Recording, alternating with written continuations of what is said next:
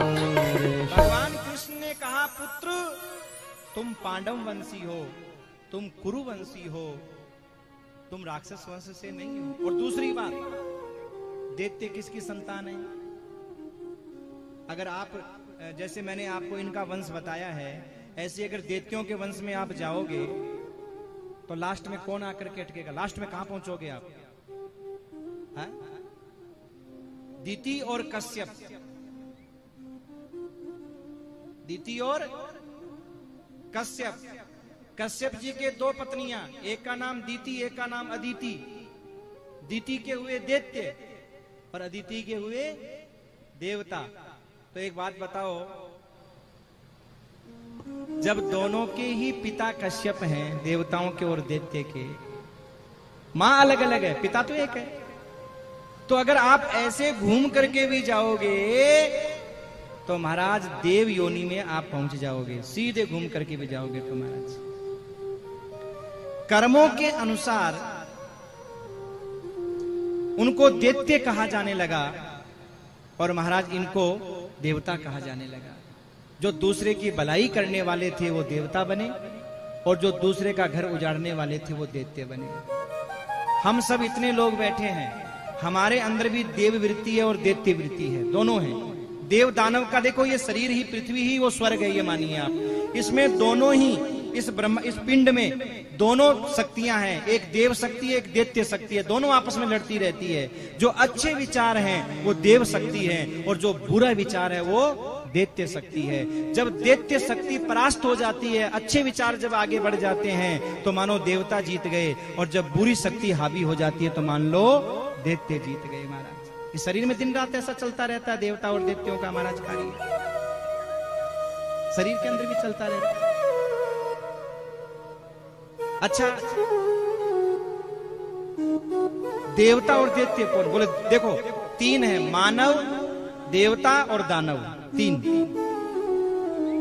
जो मानव है वो क्या कहता है कि देख भैया, तेरी चीज तेरी है और मेरी चीज, वो है मानव। कि भैया तू तेरी जगह, मैं मेरी जगह, तेरी चीज तेरी है, मेरी चीज। देवता कौन है? मिला लीजिएगा आप और हम किस में आते हैं। देवता कौन है? बोले देवता वो है जो ये कहता है कि भैया तेरी तो तेरी है ही है, पर जो मेरे पास है ना, तुझे जरूरत पड़े तो आधी रात को मांग लेना, वो भी तेरी ही है। उसे देवता कहते हैं, देने वाला। आधी रात को मांगना, तेरी है, मेरी तेरी है भैया, वो भी, उसे कहते हैं देवता। और राक्षस कौन है? जो महाराज ये बोले कि जो मेरे पास है वो तो मेरी है ही है, पर जो तेरे पास है ना वो अपनी मत समझ लेना, रोएगा बहुत। क्यों? बोले मैं कब छीन लूं इसका कोई पता नहीं है। अब मिला लीजिएगा हम किस में आते हैं। हाँ, बोले जो मेरी है वो तो मेरी है ही, पर जो भले तूने कैसे ही कमाई हो, कैसे ही पाई हो, पर मैं कब छीन लूं इसका कोई पता, बस उसी का नाम है दैत्य। तो भगवान श्री कृष्ण कहते हैं कि बर्बरीक, तुम्हारी माँ और तुम्हारी दादी, आहा हा हा, वैसे भी तेरी दोनों माता अति तपस्वनी धर्म सुज्ञाता। श्याम मेरे श्याम, मेरे श्याम बाबा श्याम, मेरे श्याम, मेरे श्याम बाबा श्याम। बोलो श्याम प्यारे की जय हो। भगवान कहते हैं तुम्हारी दोनों माताओं के संस्कार और व्यवहार देवताओं जैसे हैं, दैत्यों जैसे नहीं है। इसलिए बेटा तुम्हारा वंश पांडव वंश होगा, देव वंश होगा, दैत्य वंश नहीं होगा। बड़ा दोष लगता है बाबा श्याम के लिए कोई अगर ऐसा मुंह से बोले कि ये दैत्य वंश में महाराज जन्म लिए हैं। हाँ, कई लोग मूर्खतावश ऐसा बोल देते हैं, पर नहीं बोलना चाहिए। बस इसीलिए श्याम कथा सुनना जरूरी है मेरे भाई, कि कहीं हमारे मुंह से कोई गलत बात न निकल जाए। अरे भैया, इनको तो भगवान श्याम ने स्वयं अपना नाम दिया है। यहां तो कहा जाता है कि पत्थर को भी भगवान मान करके श्रद्धा से पूजने लग जाओ तो भी भगवान को आना पड़ता है। हा? तो भी भगवान को आना पड़ता है। पुंडरीक जी ने अपने माता पिता में भगवान का स्वरूप समझा, उनकी सेवा कर रहे थे। भगवान स्वयं चला करके आए महाराज, दरवाजे पर खड़े हैं, दरवाजा खटखटाया। कौन? बोले मैं भगवान आया हूं, आओ तुम्हें दर्शन देने के लिए। बोल थोड़ी देर ठहर जाओ। अरे मैं खड़ा खड़ा थक जाऊंगा, एक ईंट फेंक दी, लो बैठ जाओ, थक जाओगे तो। अरे दुनिया भगवान के लिए तरसती है, मैं तुम्हारे सामने आ गया। तो पुंडरीक कहते हैं कि हे भगवान, मैं अपने माँ बाप की सेवा कर रहा हूं, थोड़ा जरा रुको। भगवान बोले मैं चला जाऊंगा। चले जाओ, बुलाया किसने था? ये देखो महाराज, तुम माँ बाप की सेवा नहीं छोड़ सकते। तो पुंडरीक जी कहते हैं एक बात बताओ प्रभु, आप किसकी कृपा से मिले? आप क्यों आए हो यहाँ पर? पड़ोसी के यहाँ तो नहीं आए, मेरे यहाँ क्यों आए आप?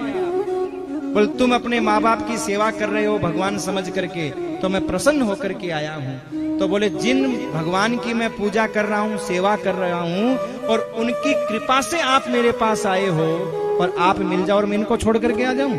ऐसा कैसे हो सकता है मेरे भाई? बस सजनों, इस कथा से आप शिक्षा लो कि माता पिता के प्रति हमें कैसा भाव रखना है। आपको कहीं जाने की आवश्यकता नहीं है, भगवान अपने आप स्वयं मिल जाएंगे आपको, परमात्मा स्वयं चल करके आएंगे। पर मां नहीं, मात पिता नहीं, देवा साधुन शंकर वही सेवा। तो चाहे कितना ही जयकारा लगाओ और कितना ही महाराज 56 भोग बनाओ, भगवान मिलने वाले नहीं है। आहा, बरबरीक जी ने महाराज साधु का, तपस्वी का वेश धारण किया है और तपस्या करने के लिए चल दिए। बरबरीक ने पालिया मात पिता आदेश, बाल्य अवस्था में चला घर साधक का भेष। तपस्वी का वेश धारण करके बरबरीक जी पहुंच गए। कहां पहुंच गया? महिसागर तट पे,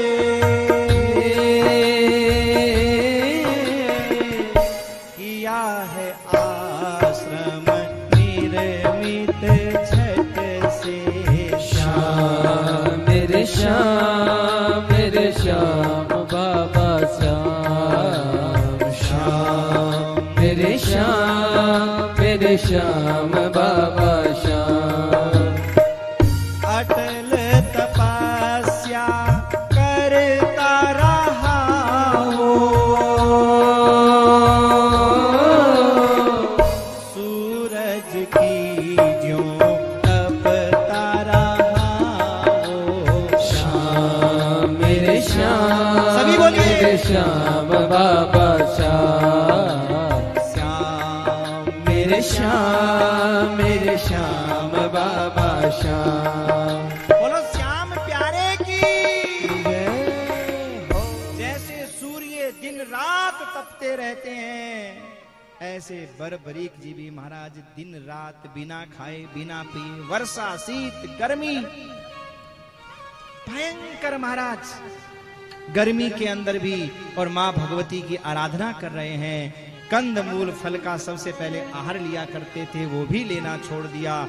अटल तपस्या करता रहा वो, अटल निरंतर साधना कर रहे हैं। हिला नहीं वो ध्यान से साधक, ध्यान नहीं क्या आया बाधक। कोई भी प्रकार की बाधा महाराज उनको परेशान नहीं कर सकी। और जब साधना पूर्ण हुई है तो बरबरीक जी के सामने 14 देवियां प्रकट हुई हैं। बोलो जगत जननी मैया की 14 देवियां प्रकट हुई हैं और प्रकट होकर के कहा, पुत्र आंखें खोलो, हम तुम्हारी तपस्या से प्रसन्न हैं। मुख से बोलो क्या चाहिए, जो बोलोगे वही महाराज तुम्हें मिल जाएगा। माताओं के मध्य में खड़ा मोरवी पुत्र, कृष्ण स्मरण वह कर रहा, जिसने दिया यह सूत्र। मोरवी नंदन बरबरीक जी महाराज मन में भगवान श्री कृष्ण का स्मरण कर रहे हैं कि हे प्रभु, आपके दिए हुए सूत्र से, बताए हुए रास्ते से आज मेरी तपस्या सफल हो गई है और सफल होने के साथ साथ मुझे इन 14 माताओं के दर्शन हो गए हैं और सब की सब कह रही हैं मांगो क्या चाहिए। तो बर्बरीक जी ने क्या मांगा? बर्बरीक जी कह रहे हैं मैं छत्री हूं रक्षा करने को,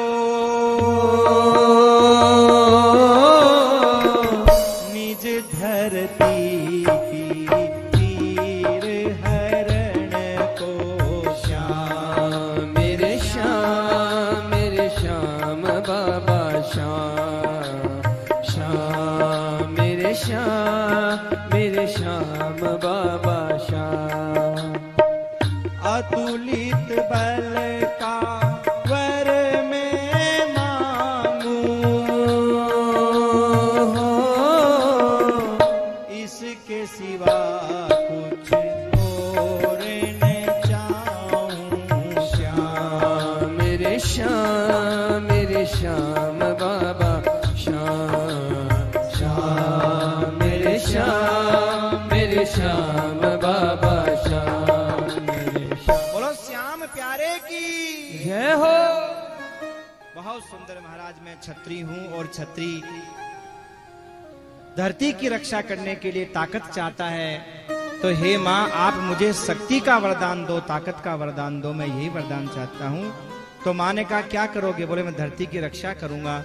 तो माँ भगवती ने बहुत सुंदर महाराज तरकस दिया, बाण दिए, तलवार दी है, खड़ग आदि दी है और इसके बाद में कहा कि देखो कुछ समय तुम यहाँ रहो, तुम्हें मैं एक नाम प्रदान करती हूँ। और बाबा का तीसरा नाम, बर्बरीक जी को तीसरा नाम मिला, क्या?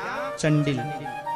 चंडिकाओं ने, माताओं ने महाराज नाम प्रदान किया है चंडिल। सारो तुम्ही है काज हमारा, होगा चंडिल नाम तुम्हारा। ये तीसरा नाम, पहला नाम बर्बरीक, दूसरा नाम सुहृदय और तीसरा नाम चंडिल बर्बरीक जी को प्राप्त हो गया है। और कहा एक विजय नाम का ब्राह्मण आएगा, वो सिद्धि करेगा, तुम्हें उसकी सिद्धि को सिद्ध करना है। और महाराज वो समय आया, एक विजय नाम का ब्राह्मण तपस्या करने के लिए आया। बर्बरीक जी ने महाराज तत्परता के साथ में उसकी तपस्या को सिद्ध करने के लिए निरंतर दिन रात जाग करके और महाराज उसका साथ दिया है। जैसे ही रात्रि का प्रथम पहर हुआ महाराज, विघ्न डालने के लिए क्या हुआ, एक रोती हुई कोई नारी एकदम महाराज बड़ा विचित्र वेश बनाए हुए वहां आने लगी, रोने लगी तभी कोई जोर से, और मेघ जो गिरजे चहूं ओर से। और इतना विकराल रोने लगी महाराज के कान फटने लगे। विलाप ऐसा उसका हुआ। और विलाप सुनते सुनते सुनते सुनते बर्बरीक जी ने देखा कोई दिखाई नहीं दे रहा है, कौन? तभी प्रगटी एक भयंकर नारी, लहू लुहान लगती बेचारी। श्याम मेरे श्याम बाबा श्याम, श्याम मेरे श्याम बाबा श्याम। एक लूह लुहान महाराज स्त्री नारी सामने प्रकट हो गई और जैसे ही महाराज विजय की तपस्या को भंग करने लगी, बर्बरीक जी ने आगे बढ़ करके उसके बालों को पकड़ लिया और पकड़ करके महाराज ऐसा फटकारा कि धरती पर धराशायी हो गई। पकड़ी गर्दन दिया है झटका, गला पकड़कर धरा फटका, दांत छिटक कर दूर गिरे हैं, आधे सिर के बाल पड़े हैं, दांत टूट गए, बाल उड़ गए।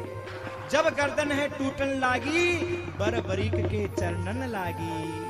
जब महाराज गर्दन तोड़ने का नंबर आया, उसने सोचा अब तो मरेंगे, तो तुरंत महाराज शरणागत हो गई। यक्ष रूपणी महाजीव्या, शमशान है काशीवास, शरणागत प्रभु आपके और न दीजिए त्रास। वो हाथ जोड़ करके बोली, हे भगवान मुझे क्षमा करो क्षमा करो, मैं यक्ष रूपणी महाजीव्या और महाराज नाम की यक्षणी हूँ, शमशान काशी में निवास करती हूँ, मैं आपके शरणागत हूँ। अब मैं आपकी दासी बन करके रहूंगी और जहाँ आपके भक्त होंगे मैं उनसे महाराज दूर ही रहूंगी, मैं तपस्या करूंगी, साधना करूंगी, मुझे क्षमा कर दो। और महाराज बर्बरिक जी ने उसको क्षमा कर दिया। महाजीव्या शरणागत हो गई, अंधकार में कहीं खो गई। अब महाराज जब महाजीव्या शरणागत हो गई है, धीरे धीरे समय बीता, रात्रि का दूसरा पहर आया। ध्यान देना मेरे भाई, हम कोई भी तपस्या करते हैं, साधना करते हैं तो विघ्न जरूर आते हैं, कष्ट जरूर आते हैं। और जो कष्टों से घबरा जाता है वो बाबा श्याम का प्रेम प्राप्त नहीं कर पाता मेरे भाई।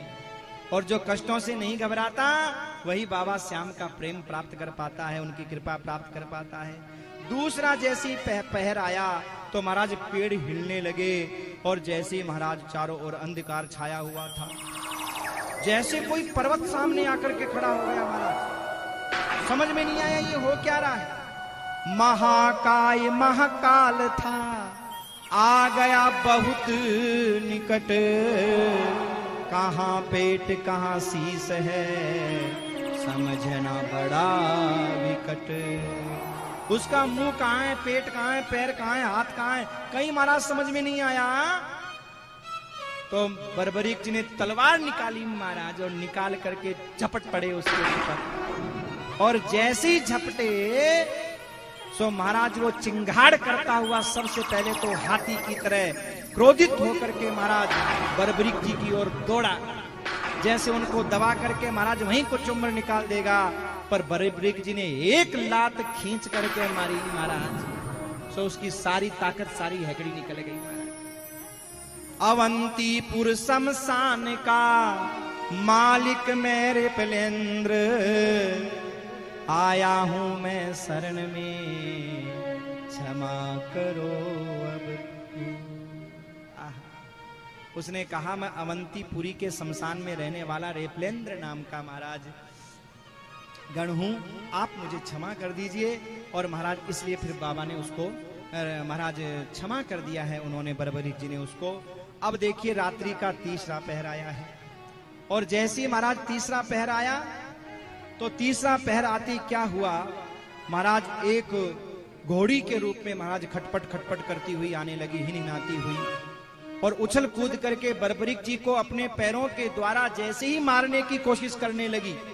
तीसरे पैर की बात है, जैसे ही मारने की कोशिश करने लगी बर्बरीक जी ने उस घोड़ी के ऊपर सवारी की और सवारी करने के बाद में महाराज उसकी गर्दन को पकड़ करके और ऐसा उल्टा पटका और उल्टा पटक करके ऐसी पीड़ा प्रदान की कि उसकी सारी की सारी ताकत दूर हो गई। और महाराज वो रोने लगी और रोती हुई कहने लगी कि मुझे क्षमा करो, क्षमा करो, मेरे सांस छूट जाएंगे, मैं दुद्रुहा नाम की साकिनी हूं और मैं आपकी शरण में हूं। पर महाराज उसको उठा करके ऐसा फेंक दिया कि आज भी महाराज उस स्थान का नाम दूधवा गांव हो गया जहां पर उसको पटका था। अब रात्रि का अंतिम पहर आया तो एक हाथ में पंख लिया हुआ, मुंह पे ऐसे दुपट्टा लगाए हुए जैसे जैन साधु होते हैं ना, ऐसा भेष बना करके कोई आया और आकर के कहने लगा अहिंसा परमो धर्म अहिंसा। अरे क्या कर रहे हो, यज्ञ कर रहे हो, यज्ञ को बंद करो, यहाँ जीव मर रहे हैं, तुम क्या कर रहे हो। तो महाराज मन में विचार करने लगे कि भाई ये है कौन। बर्बरीक जी ने मन में सोचा, हाँ ये कौन है उपदेश देने वाला। तो सबसे पहले तो कोई संत समझ के कहा आइए महाराज बताइए क्या बात। अरे बंद करो बंद करो बंद करो। बोले आप यज्ञ की तरफ मत जाइए, रे बंद करो। वो समझ गए कि यज्ञ बंद कराने वाला कोई सही तो हो ही नहीं सकता महाराज। और जैसे महाराज वो कह रहा था वैसे ही मूंड मुंडाया और पंख हाथ में लिए, अहो अहिंसा परो धर्म, अग्नि प्रलुजित है दुष्कर्म है, कहने वाले को वहां तक पहुंचने नहीं दिया। और बर्बरीक जी ने चिल्लाते हुए कहा कौन बता तू दुष्ट है, क्या है तेरा नाम, विप्र तपस्या कर रहे यहाँ क्या है तेरा काम। तू कौन है और क्यों तपस्या में महाराज विघ्न कर रहा है। और महाराज जब वो नहीं सुना जाने लगा तो बर्बरीक जी ने पकड़ा और पकड़ करके जैसे ही पटकने लगे उसने देखा कि मृत्यु आ जाएगी, दौड़ करके और बहुप्रभा नाम की एक गुफा थी उसमें प्रवेश किया। उसमें सजनों उसके 9 करोड़ राक्षस थे वहां। यहाँ वर्णन किया गया है 60 योजन की गुफा भयंकर, 9 कोटिस पलासी अंदर, 9 करोड़ राक्षस। आप देखिए महाभारत में तो 18 अक्षौणी सेना थी, था ही क्या, 9 करोड़ राक्षस। और जैसे ही अंदर गए महाराज उन्होंने आक्रमण किया तो माता दुर्गाओं की दी हुई शक्ति के द्वारा उन 9 करोड़ को क्षण में ही महाराज नष्ट कर दिया सब। अब वो मन में विचार करने लगा कि भाई इनसे बचना मुश्किल है। और उस बहुप्रभा नाम की गुफा में महाराज नाग देवता लोग रहा करते थे, नाग लोग रहा करते थे, सब बड़े परेशान थे। और जैसे ही महाराज इन राक्षसों का अंत किया, निशाचर को महाराज अंत किया, सब बड़े प्रसन्न हो गए। नाग कन्याएं उनको देख करके मन में विचार करती है और विवाह का प्रस्ताव रखती है। बर्बरीक जी के सामने विवाह का प्रस्ताव रखा कि हे महापुरुष, हम आपसे विवाह करना चाहती हैं। तो बर्बरीक जी ने कहा, जब उन्होंने कहा दासी आपकी बनना चाहूं, हम आपसे विवाह करना चाहती हैं। तो बर्बरीक जी ने कहा देवियों तुम तो विवाह करना चाहती हो लेकिन मैं अखंड ब्रह्मचारी हूं, मैं विवाह नहीं कर सकता। मैंने संकल्प ले रखा है ब्रह्मचर्य का और मैं इस संकल्प को तोड़ नहीं सकता, इस संकल्प को। और सजनों इसलिए बाबा श्याम जो जिनकी हम पूजा करते हैं, इनको सजनों बाल ब्रह्मचारी के रूप में ही पूजा जाता है। और हमारे जो भगवान श्री कृष्ण हैं सजनों, वो भी योगेश्वर हैं। समय नहीं है, नहीं आपको हम बताता, वो भी बाल ब्रह्मचारी हैं महाराज। हाँ, आप कहोगे कैसी बात कर रहे हो। हाँ सच में